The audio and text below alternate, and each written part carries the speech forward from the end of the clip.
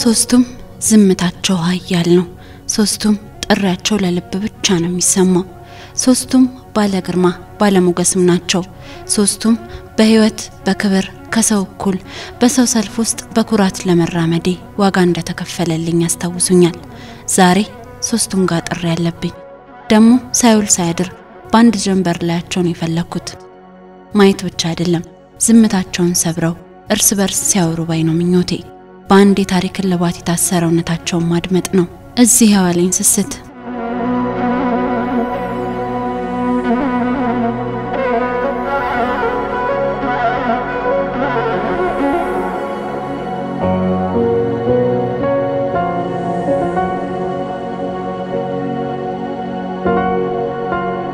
ከልጅነት እስከ ድገት ከትምርት እስከ መስሪያ ቤት ብዙ ጊዜ ረገጥኩት መሬት ነው ይሄ ሁሌም በዚህ ማለፍ የሚያባባ ስሜት አለው ደሞም ሐሳብ ወስዶ ያቺ ቀን ላይ ይጥለኛል የካቲት 12 1929 ዓመተ ምህረት በ3 ቀን 30 ሺህ ወገኔ ለነጻ ምድር ሲል እንዲከበር ምክንያት የሆነችው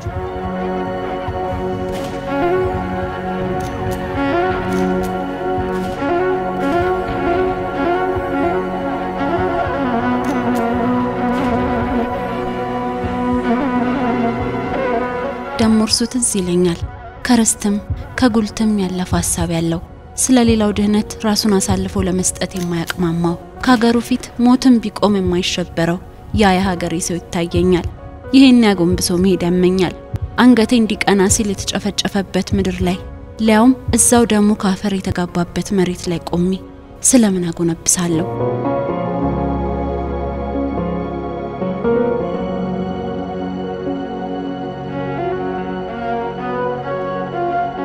አይ መሬት ሰሚ ቢያገኝ አያፍ ኑሮት ቢናገር ኑሮ ከገነተ ልዑል ቤተ መንግስት ተነስቶ እስከዚህ የፈሰሰውን እንባና ደም አትርሱ ስለናንተ የሞትንላችሁን አስተውሱ መኖር ጠልተን አልነበረ ህይወት ሳያጓጓን አልፏል ነበር ደጅ ደጁን ያየ መምጣታችንን የሚጠብቅ የሚናፍቅ ቤተሰብ አተን አልነበረ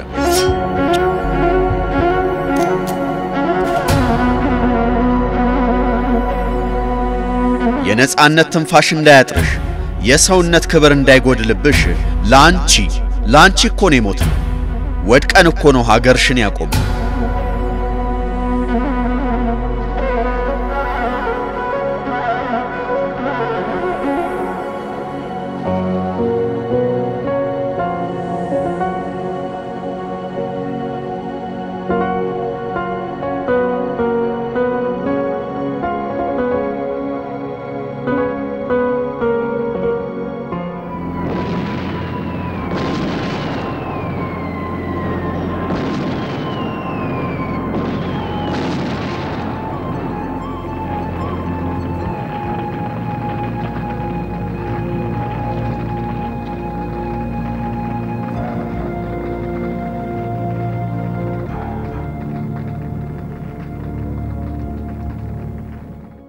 ሐዘን በልቤ ከርሞ አጎንብሼ እንደው ለኔ ቅናቴ ሞቱልኝን አስብና ቀና ላለው ለምን አንገቴ እንደፋለው ቀና ስል የማየው ከላይ ከሽሮ ሜዳ አንስቶ ግርማው ከሩቅ የሚጣራውን የሰማዕታት ሐውልት አይደል?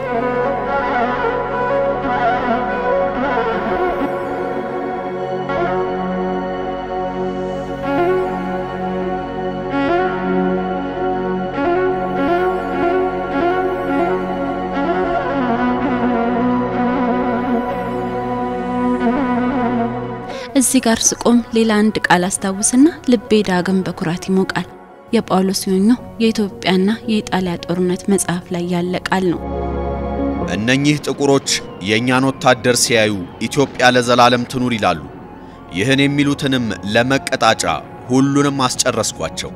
እደግመዋለሁ፣ አስጨረስኳቸው።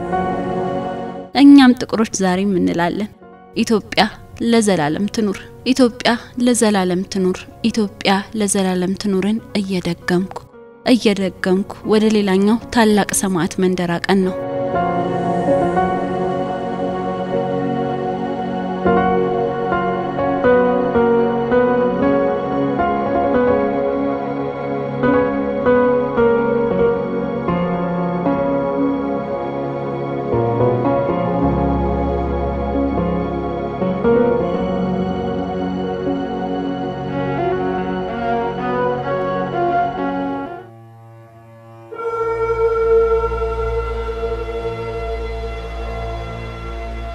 የሀገር ውርደትን ማየትን ያልታገሱት ጀግና በዚያ በግርማ እየጠበቁኝ ነው። ቀድሞም በማይጨው ጦርነት ዘምተው አርበኛው በልብ እንዲጀግን በጾምና በጸሎት ለሀገሩ ለተሰዋው ፍትሃት በማድረስ መንፈሳዊ ተጋድሎ አድርገዋል። ከማይጨው ተመልሰው በደብረ ሊባኖስ ለህዝቡ ሰላም ሱባኤ በመያዝ ጭምር በጾምና በጸሎት ፈጣሪን ስለ ኢትዮጵያ ተለማምነዋል። ፋሽስት አዲስ አበባን እንዲለቅ የራስ ካሳ ልጆች ሲማከሩ አባታችን በደብረ ሊባኖስ አብረው ነበሩ። አዲስ አበባ መተው ያቀዱት ሳይሳካ ቀርቶ የራስ ካሳ ልጆችን ጨምሮ ብዙዎች ከአዲስ አበባ ሲያፈገፍጉ እርሳቸው ግን አላደረጉትም። በፋሽስት እጅም ወደ ቃል ቀረላቸውም። ህዝብ የሚወዳቸውና በነፍስ የሚያደምጣቸው አባት በእጁ የገቡለት ፋሽስትም አቡኑን በቤቱም በዱር በገደሉ የሚያመፀውን ህዝብ እንዲያስታግሱለት ተማጸናቸው። ግብጻዊ ሊቀ ጳጳስ አቡነ ቄርሎስ እንኳን የተቀበሉትን የጣሊያን ሐሳብ እርሶስ ለምን ያጣጥላሉ? ከኛ ጎን ይቆሙ ብለው በሐሳብ ሊረቱ ብዙ ደከሙ። አቡኑስ በምንም ተአምር። ለአቡኑ ይሄ ቀልድ ነበር የመጀመሪያም የመጨረሻም ቃላቸው። አቡነ ቄርሎስ ግብጻዊ ናቸው። ስለ ኢትዮጵያና ኢትዮጵያውያን የሚገዳቸው ነገር የለም። እኔ ግን ኢትዮጵያዊ ነኝ። ኃላፊነትም ያለብኝ የቤተ ክርስቲያን አባት ነኝ። ስለዚህ ስለ ሀገሬና ስለ ቤተ ክርስቲያን ይቆረቆራለሁ። ከዚህ በቀር ለእናንተ ችሎት የማቀርበው ነገር የለኝም። ለፈጣሪ ብቻ የምናገረውን እናገራለሁ። እኔን ለመግደል እንደወሰናችሁ አውቃለሁ። ስለዚህ በእኔ ላይ የፈለጋችሁትን አድርጉ፣ ግን ተከታዮቼን አትንኩ።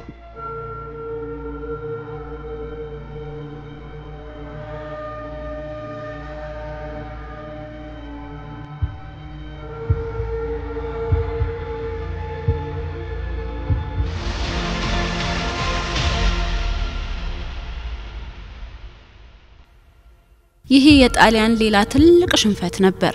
ለካስ ጳጳስ አርበኛ በቃሉ ብቻ ሙሉ የፋሽስት ጦርን ያደክማል። ሐምሌ 22 1928 አቡኑ ሲተኮስባቸው ሌላም ሰው እንዳይጎዳ ግንብ ተፈለገ። ፊታቸውን መሸፈን ይፈልጉ እንደው ተጠየቁ።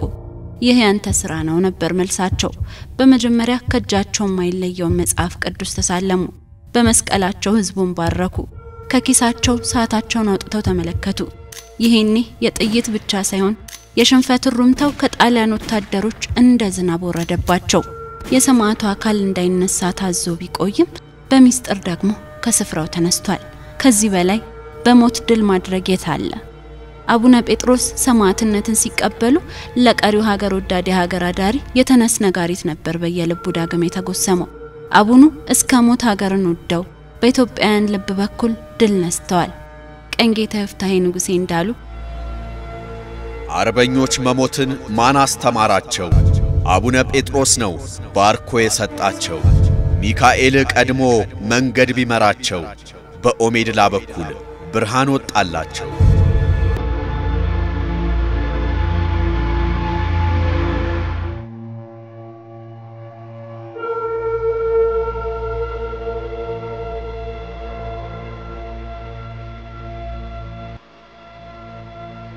አቡኑ በደም ይባረኩት ጦረኛ ኢትዮጵያን ፍቅሩን በልቡ ይዞ በመንገዱ ሁሉ ከተተ።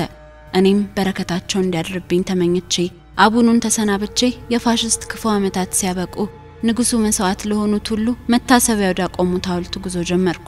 በዚህኛው ከቀደሙት ሁለቱ ጋር በመስዋዕትነትና በድል ገመድ የተሳሰረ ሶስተኛ ሐውልት ፍለጋ በሄድኩበት መንገድ ሐሳቤን ጊዜን የሰጠሁት ለአቡኑ ዳግም በቃል የማይፈርስ ሐውልት የቆመበት የሎሬቱን ግጥም ነበር። ምን ነው መብርሃን ኢትዮጵያን ጨከንሽባት? ምን ነው ቀኝሽን ረሳሻት? እስከመቼ ድረስ እንዲህ መቀነትሽን ታጠብቂባት? ልቦሻሽን ታዞሪባት? ፈተናዋን ሰቀቀኗን ጣሯን ይበቃል ሳትያት አላንቺ እኮ ማንም የላት። አውሮፓ እንደሁ ትናጋዋን በፋሽስታዊ ነቀርሳ ታርሳ ተመሳ በስብሳ ሂትለራዊ ባጭ ጫንቃዋን እንደ ኮረብታ ተጭኗት ቀና ብላ እውነት እንዳታይ አንገቷን ቁልቁል ጠምዝዟት ነፍሷን ልጦ ያስበረከካት ስልጡን ብኩን መጻጉዕ ናት። እና ፈርቼ እንዳልባክን ሲርቀኝ ያህልሽ ውጋጋን አንቺ ካጠገቤ አትራቂ በርታ በይኝ መብርሃን። ቃል ኪዳኔን እንዳልረሳት እንዳልዘነጋት ኢትዮጵያን አዎን ብቻዬን ነኝ ፈራሁ እሸሸግበት ጥግ አጣሁ ምጸናበት ልብ አጣሁ።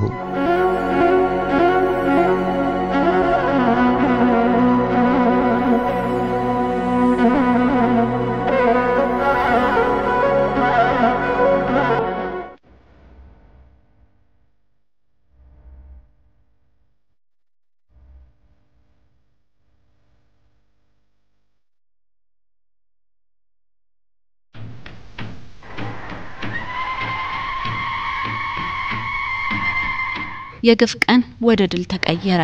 ከድል ሐውልት ቀድሞ በዚህ ስፍራ የአክሱም ሐውልት አምሳያ ቆሞ ነበር። ጣሊያኖች አዲስ አበባ እንደገቡ ቀድሞ የፋሽስት ለመዶሻ ካረፈባቸው ሐውልቶች አንዱም እርሱ ነበር። የሥራ ሚኒስትሩ ፊታውራሪ ታፈሰ በአክሱም የቦታውን ፕላን አስጠንተው የሐውልቶችን ስዕል በፎቶግራፍ አስነስተው ካበቁ በኋላ በአንድ ዓመት ጊዜ ስራው ተጠናቆ 4 ኪሎ ላይ የቆመው ሐውልት ጣሊያኖች እግራቸው አዲስ አበባን እንደረገጠ በ1928 ከወደ ስሩ በመዶሻ ሰባብረው በትሬንታ ኳትሮ ካሚዮን አስቆጥተው የጣሉት ስለመሆኑ መርሲ ያዘኑ ወልደ ቂርቆስ በቀዳማዊ ኃይለ ሥላሴ መጽሐፋቸው አብራርተው ጽፈውታል።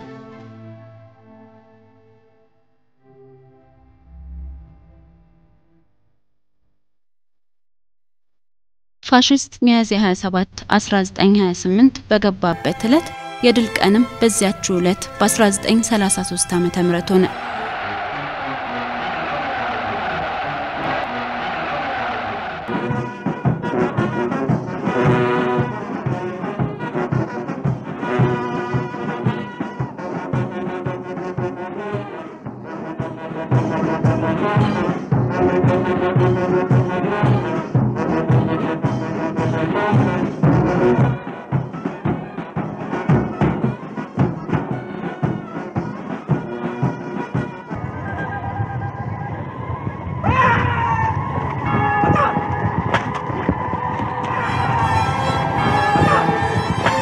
ግፍ በጀመረበት ዕለት ፍጻሜው በመናገሻ ከተማዋ ላይ ተበሰረ።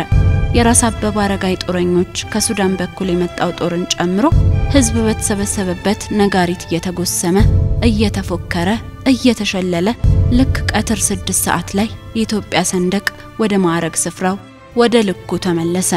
በላይ ዘለቀ ከታማኝ አርበኞች ጋር በዱር በገደል በበረሃ ጭምር በሚዋጉበት ጊዜ የተገጠመውን የእንጉርጉሮ ግጥም የድሉ ማድመቂያ ከሆኑት እንጉርጉሮች መካከል እኛ ለሀገራችን ለኢትዮጵያ ባንዲራ እንታገላለን በጭብጥ ሸንኮራ አባይ ከጨረቻው ወድቀን እንደገሳ አንድ ጭብጥ ጥሬ ይዘን በኪስ ቦርሳ ይኸው አሁን አለን ሳንጠቁር ሳንከሳ ጥንት በአባቶቻችን ታፍራና ተከብራ እንዴት በእኛ ጊዜ ይውረራ ታሙራ ይህን ነጭ አሞራ ቢሽኮበኮብ ቢያልፍ አንሰጥም ኢትዮጵያን ህይወታችን ቢያልፍ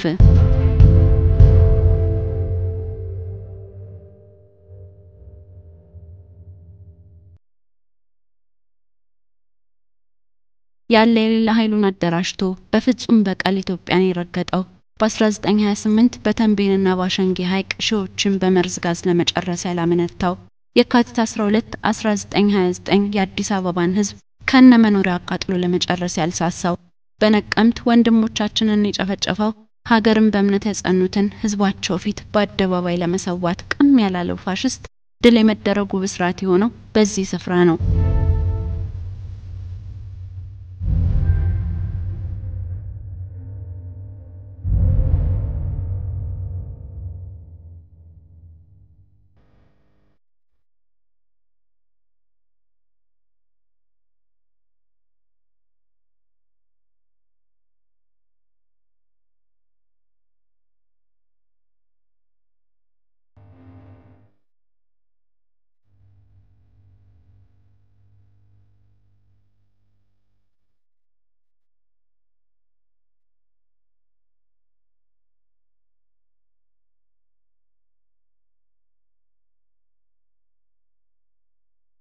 አብዮተኛው አምባሳደር ብርሃኑ ድንቄ ስለ ድሉ ሲቀኙ ኢትዮጵያ ከማር ለሚጣፍጥ ለስምሽ አጠራር ሰላምታ ይገባል።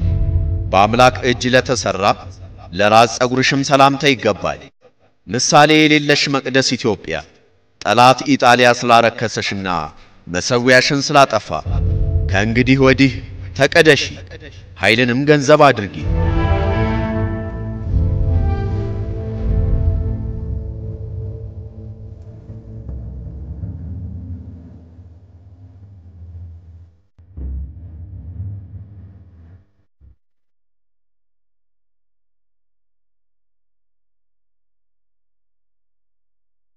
ሶስቱ ሕያው ሐውልቶች በድል በጀግንነት በመስዋዕትነት ለኔ ምስክር ሆነውኛል።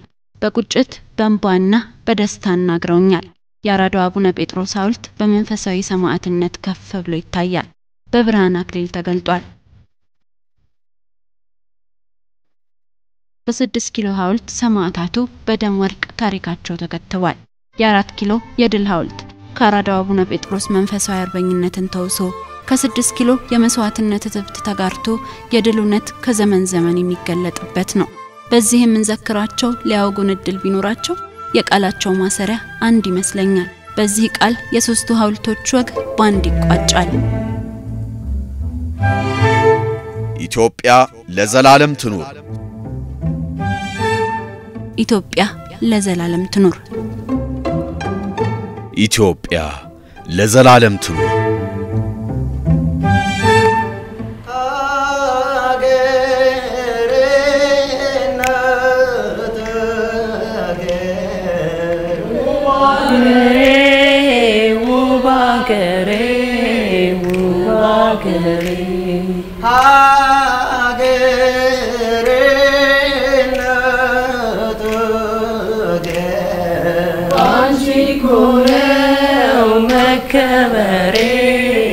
መከበሬ